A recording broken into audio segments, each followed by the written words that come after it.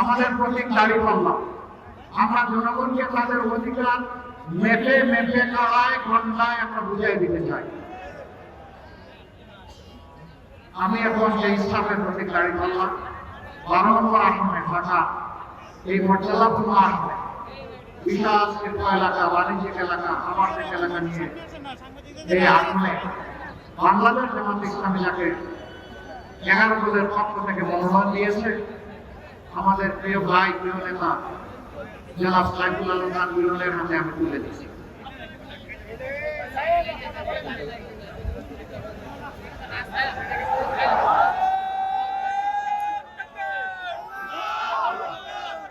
আমরা তার হাতে ইসলামের প্রতীক দাঁড়িপাল্লা তুলে দিলাম।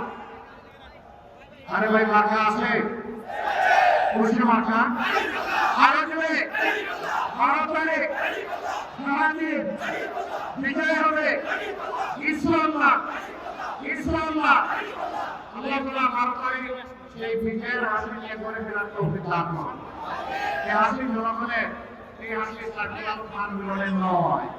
বিজয় যদি আসে জনগণের দায়িত্বের দুটা পাথর তার ঘাড়ে চাপবে। পাঞ্জাবের জগতে একটি বিশ্বস্ত নাম শাবাব এথনিক ওয়্যার। তখন এটার হিসাব নিকাশ জনগণের কাছে দিতে হবে।